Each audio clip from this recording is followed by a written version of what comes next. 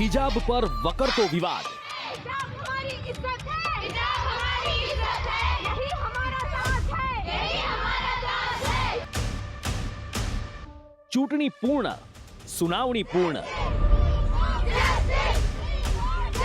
हिजाब पर विवाद हजी यथावत।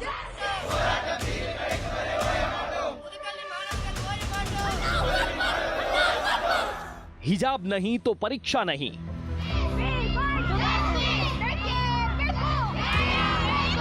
શું હિજાબ પહેરવો જ આઝાદી છે? સ્કૂલ કોલેજો, કોર્ટે કહ્યું, ધાર્મિક સંસ્થાઓએ પણ કહ્યું, યુનિફોર્મમાં હિજાબ જરૂરી નહીં।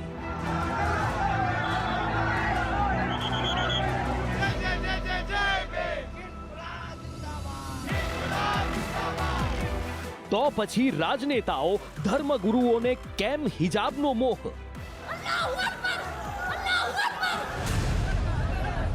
લોકશાહીમાં રહો છો તો ન્યાયના મંદિરનો નિર્ણય કેમ અવગણો છો?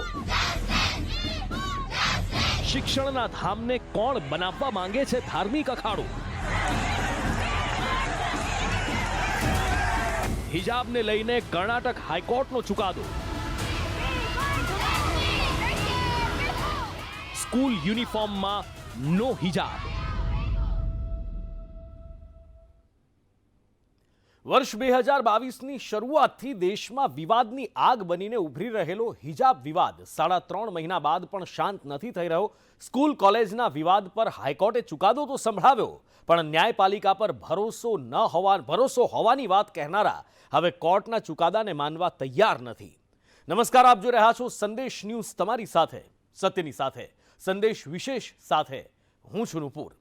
હિજાબની આ હઠ પર હવે સુપ્રીમમાં જવાની વાતો થઈ રહી છે। સ્કૂલ કોલેજો કહે છે કે હાઈકોર્ટ કહે છે, એટલું જ નહીં, ધર્મની આધાર આપી અને હિજાબ પહેરવાની માંગ કરાઈ રહી છે। અને એ ધર્મના કેટલાક ધર્મગુરુઓ પણ કહે છે કે યુનિફોર્મમાં હિજાબ નહીં, પણ કેટલાક લોકો પોતાનો સ્વાર્થ પૂરો કરવા વિદ્યાર્થીઓના યુનિફોર્મને હથિયાર બનાવી રહ્યા છે અને દેશની શાંતિને હણવાનો પ્રયાસ કરી રહ્યા છે।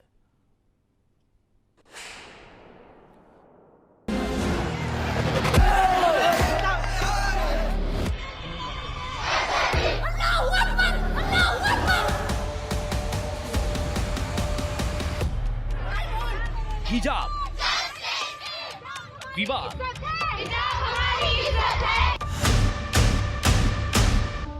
અને ચુકાદો। ચુકાદો આવ્યો પણ વિવાદ શાંત ન થયો।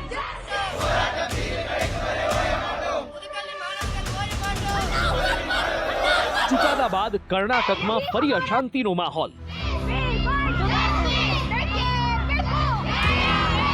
દેશની રાજનીતિમાં પણ હિજાબની ગરમી। 5 રાજ્યોની ચૂંટણી પહેલા દેશભરમાં ભડકી રહેલી હિજાબ વિવાદની આગ ચૂંટણી બાદ ફરી સળગી ઉઠી છે। કર્ણાટક હાઈકોર્ટે યુનિફોર્મમાં હિજાબને નો એન્ટ્રીનો ચુકાદો સંભળાવતા જ કર્ણાટકના હિજાબ વિવાદની આગ ફરી રાજકીય રંગ લઈ રહી છે। એક તરફ વિદ્યાર્થીઓ કર્ણાટક હાઈકોર્ટના ચુકાદાનો વિરોધ કરી રહ્યા છે, તો બીજી તરફ રાજકીય નેતાઓ અને ધર્મગુરુઓ પણ પોતપોતાના મત રજૂ કરી રહ્યા છે। પણ હકીકત એ છે કે હિજાબનો આ વિવાદ ફરી દેશમાં અશાંતિ લાવવા આગળ વધી રહ્યો છે। 3.5 મહિનાથી કર્ણાટકની ધરતી પર અશાંતિની આગ ભડકાવી રહેલો હિજાબ વિવાદ ક્યારે શાંત થશે એ કહેવું મુશ્કેલ છે। हिजाब हमारी इज्जत है, हिजाब हमारी इज्जत है, यही हमारा साथ है, यही हमारा साथ है, हिजाब हमारी इज्जत है। કેમ કે અત્યાર સુધી એવું લાગતું હતું કે કોર્ટનો ચુકાદો આવતાની સાથે જ વિવાદ શાંત થઈ જશે, પરંતુ હકીકત કંઈક અલગ છે। કેમ કે કર્ણાટક હાઈકોર્ટે તો પોતાનો ચુકાદો સંભળાવી દીધો, પણ હિજાબની હઠે ચડેલા વિદ્યાર્થીઓ અને મુસ્લિમ અગ્રણીઓ અને રાજકીય નેતાઓ હાઈકોર્ટના આ ચુકાદાને માનવાનો ઇનકાર કરી રહ્યા છે।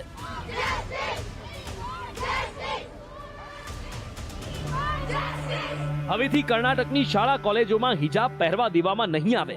આ ચુકાદો છે કર્ણાટક હાઈકોર્ટનો।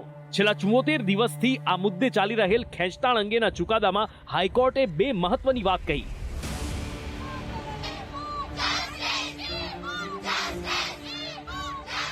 જે પૈકીની પહેલી વાત એ કહી કે હિજાબ ઇસ્લામનો ફરજિયાત ભાગ નથી.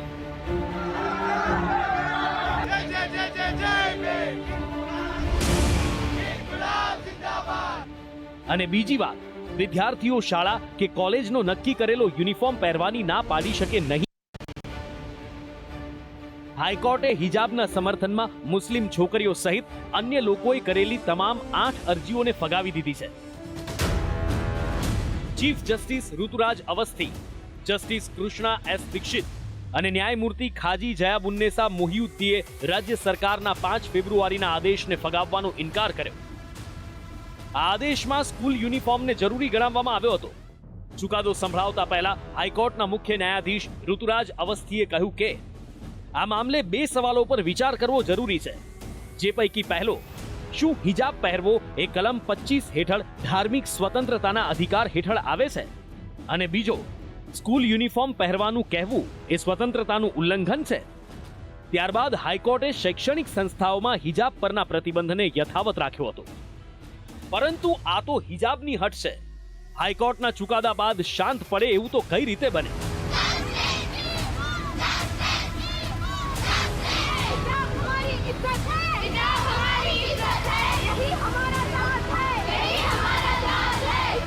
હાઈકોર્ટના ચુકાદાને માનવાનો ઇનકાર કરવાની સાથે જ કર્ણાટકની સ્કૂલોમાંથી કેટલીક વિદ્યાર્થીઓ ચાલુ પરીક્ષામાંથી હિજાબ સાથે બહાર નીકળી ગઈ, તો કેટલીક જગ્યાએ સૂત્રોચ્ચાર પણ થયા.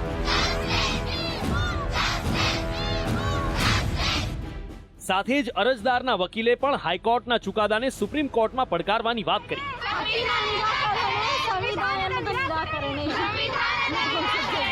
जो भी यहाँ पे आर्ग्यूमेंट्स किया था 11 डेज जो मैराथन चला यहाँ पे जो आर्ग्यूमेंट, तो जो भी कौन सा भी पॉइंट्स को कंसिडर नहीं किया गया है.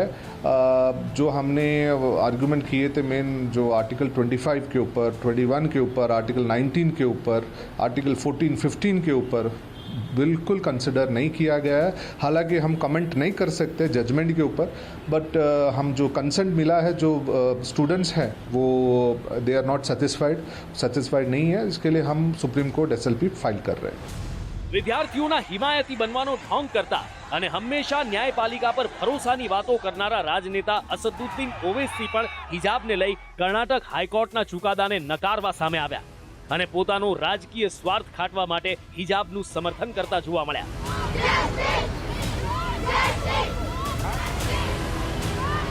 ये सस्पेंड करता है फंडामेंटल राइट जो है फ्रीडम ऑफ रिलीजन को, एक कल्चर को, फ्रीडम ऑफ स्पीच और एक्सप्रेशन को. और ये आर्टिकल 15 को भी कि जो डिस्क्रिमिनेशन अलाउड नहीं है रिलीजन के ऊपर, वो उसका भी वायलेशन करता है. तो ये 4-5 चीज़ों के लिए हम सुप्रीम कोर्ट, हाई कोर्ट के जजमेंट के हम डिसएग्री करते हैं. और तीसरी बात ये है कि एसेंशियल रिलीजियस प्रैक्टिस हिजाब नहीं है. आप कैसे डिसाइड करेंगे एसेंशियल है ही नहीं है? आखिर बात कहाँ ख़त्म होगी? मस्जिद की बात हुई तो आपने कहा मस्जिद एसेंशियल नहीं है. दाढ़ी की बात हुई, आपने कहा दाढ़ी एसेंशियल नहीं है. अब आप बोल हिजाब नहीं है.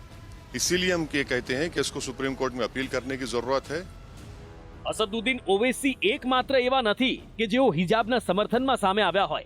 જમ્મુ કાશ્મીરના પૂર્વ મુખ્યમંત્રી મહેબૂબા મુફ્તી પણ હિજાબના સમર્થનમાં આવ્યા અને કોર્ટના આદેશને નિરાશાજનક ગણાવ્યો. हिजाब पे जो बैन जो लगाई गई उसको जो हाई कोर्ट ने कायम रखा है, ये बहुत ही मायूसकुन फैसला है कि एक लड़की या एक औरत को ये भी इजाज़त नहीं है कि वो क्या पहने. तो मैं समझती हूँ एक तरफ से हम बहुत बड़े दावे करते हैं औरतों के अधिकारों की, उनके इख्तियारात की, कि उनको बाइख्तियार बनाना है, एम्पावरमेंट करना है, और दूसरी तरफ से हम उनको ये भी हक नहीं देते हैं कि वो क्या पहने और क्या ना पहने. और अगर वो अपनी मर्जी के मुताबिक कपड़े पहनती है तो उनको हरासा किया जाता है. सड़कों पे आपने देखा किस तरह गुंडे मवाली उनके पीछे पड़ जाते हैं और सरकारें जो वहाँ की होती हैं वो तमाशाबीन बन जाती हैं. तो मैं समझती हूँ ये बहुत गलत है, ये ऐसा नहीं होना चाहिए. તો આ તરફ ભાજપ સહિતના કેટલીક રાજનૈતિક પાર્ટીઓના નેતાઓ કર્ણાટક હાઈકોર્ટના ચુકાદાનું સ્વાગત કરતા પણ જોવા મળ્યા. कर्नाटका हाईकोर्ट ने कहा है कि फ्रीडम ऑफ एक्सप्रेशन आर्टिकल 19 के अंतर्गत आता है और उसी संविधान के आर्टिकल 19 में 19(2) भी है, जिसमें लिखा हुआ है कि रीजनेबल रिस्ट्रिक्शन इम्पोज हम कर सकते हैं. और अगर स्कूल का कोई ड्रेस कोड होता है तो आपके फ्रीडम पर वो एक रीजनेबल रिस्ट्रिक्शन है जो भी संविधान के मौलिक अधिकार का ही अंग भी है। इसलिए अगर स्कूल का ड्रेस कोड कोई है तो उसका पालन करना चाहिए। हिजाब पर कोई यहाँ पर हिंदुस्तान में प्रतिबंध नहीं है, बैन नहीं है। आप सड़क पे, आप मार्केट में, आप अन्य जगहों पे, जहाँ पर घर पे, जहाँ पर भी चाहिए आप हिजाब पहनिए। लेकिन जो हिजाब को लेकर के एक हॉरर हंगामा था, एक षड्यंत्र और साजिशों से भरी जिद थी, वो एक्सपोज हो रही है। और मैं मानता हूँ कि जो कोर्ट ने डिसीजन किया है वो बिल्कुल हिंदुस्तान के कॉन्स्टिट्यूशन के हिसाब से, हिंदुस्तान और समाज के, जहाँ संविधान के हिसाब से वहाँ समाज के हिसाब से भी ये बिल्कुल उपयुक्त। देखिए, मैं इसमें बहुत खुश हूँ, सिर्फ इसलिए नहीं कि ये मतलब जो मैं चाहती थी वही वर्डिक्ट आया। इसलिए खुश हूँ कि देश के बच्चे जो हैं ना, उनके मन में ये सब डिवाइसिव थॉट्स नहीं लाने चाहिए। जो भी परिवार ऐसा चाहते हैं कि बच्चों के अंदर घुसा दे कि तू मुसलमान है, हाँ तुझे हिजाब पहनना पड़ेगा, और उनको देखकर बाकी लोगों को लगेगा ना कि ऐसा कैसा हो रहा है, तो ऐसा कुछ भी नहीं होना चाहिए। આ તો વાત હિજાબ પર રાજનીતિની હતી, પણ સામાજિક આગેવાનો પણ વિદ્યાર્થીનીઓના નામે પોતાનો લાભ ખાંટવાનો પ્રયાસ કરી રહ્યા છે। મુસ્લિમ સમાજના અગ્રણીઓ કહે છે કે તેમની દીકરીને શાળામાં हिजाब પહેરવાનો હક છે। ये जज साहब का ये कहना कि पर्दा इस्लाम में ज़रूरी नहीं है, बिल्कुल गलत कहा है उन्होंने। इनका फ़ैसला हम नहीं मानते। कुरान पाक के सूरह नूर जो 18वें पारे में है, उसमें अल्लाह ने अपने नबी से कहा कि ए नबी, तुम मुसलमान औरतों से कह दो कि वो अपनी निगाहें नीचे रखें और अपने आप को ज़ीनत से जो करती हैं उससे बचाएं और अपने सीने को ढांकें। और हमारा यही कहना है कि हमारे मज़हब का जो हुक्म है और हमारे सेकुलर कंट्री में जो 75 साल से जो हमारा एक रीति रिवाज और जो तरीक़ा चला आ रहा है, उसको उसी तरह से रहना चाहिए। ये महिलाओं का, लड़कियों का अपना अधिकार होना चाहिए, चाहे किसी भी धर्म की हो, उनके मुताबिक ही काम होना चाहिए। सुप्रीम कोर्ट बाकी है, सुप्रीम कोर्ट जाएंगे, अपील करेंगे उसकी, और मुझे उम्मीद है कि सुप्रीम कोर्ट ने सैकड़ों ऐसे वाक़यात हैं जो निचली अदालतों के फैसले को पलटा है, और ये फैसला भी पलटा जाएगा। हमारी इज्जत है, हिजाब हमारी इज्जत है, यही हमारा साथ है, यही हमारा साथ है। અહીં વાત કોઈ ધર્મની નથી, વાત માત્ર શિક્ષણની છે, અને એટલા માટે શૈક્ષણિક સંસ્થાના નિયમો પાળવા એ દરેક વિદ્યાર્થીઓ માટે ફરજિયાત છે। અને આ જ કોર્ટનો ચુકાદો છે, આ જ ભારતનું બંધારણ પણ કહે છે, અને આ જ વાત ભારતીય મહિલા આયોગ પણ કહે છે, સાથે જ મુસ્લિમ ધર્મના અગ્રણીઓ પણ કહે છે। जब हम एक इंस्टीट्यूट में या एक ऑर्गेनाइजेशन में जाते हैं जहाँ पर ड्रेस कोड है, तो सभी बच्चों को, चाहे वो बॉयज़ हों गर्ल्स हों, उसको फॉलो करना चाहिए। आप किसी भी इंस्टीट्यूट में जब यूनिफॉर्म होती है, वो इसलिए होती है कि सब बराबर हों, सब बराबर दिखाई दें, कोई अमीर गरीब किसी रिलीजन में डिवाइड ना हो। और अगर ऐसा कोर्ट ने भी ये कहा है कि ये रिलीजन में भी, इवन मुस्लिम रिलीजन में भी ये प्रैक्टिस नहीं कहीं कुरान में लिखी गई, तो बच्चों को अब वापस क्लासेस में जाना चाहिए, लड़कियों को क्लासेस में। कि हमारे देश के संविधान में सभी धर्म व समुदाय या आम नागरिक को इजाज़त है राइट टू चॉइस, आर्टिकल 21 की। अब अगर शिक्षण संस्थान अपने नियम बना रहे हैं, अगर स्कूल में यूनिफॉर्म है तो हमें स्कूल का यूनिफॉर्म फॉलो करना चाहिए, क्योंकि हमारे लिए सबसे पहले एजुकेशन है। હિજાબને લઈને છેડાયેલા વાક યુદ્ધની સાથે કર્ણાટકની ધરતી પર ભારેલા અગ્નિ જેવો માહોલ છે। રાજ્યમાં કાયદો વ્યવસ્થાની સ્થિતિ જળવાઈ રહે અને વિરોધનો વંટોળ કોમવાદનું રૂપ ધારણ ન કરે, એટલા માટે રાજ્ય સરકારે 21 માર્ચ સુધી રાજ્યના અનેક શહેરોમાં કલમ 144 લાગુ કરી છે। કર્ણાટકના બેલગામ, ગડગ, કોપ્પલ, શિવમોગા, દેવેનહેરે અને હસન સહિતના જિલ્લાઓમાં કલમ 144 લાગુ કરાઈ છે। પણ આ બધાની વચ્ચે આશા એ જ રાખીએ કે સ્કિલ અને યુનિફોર્મને ધર્મ સાથે ન જોડવામાં આવે અને હિજાબના આ વિવાદ અને રાજકીય રંગમાં દેશની શાંતિ ન ડહોળાય।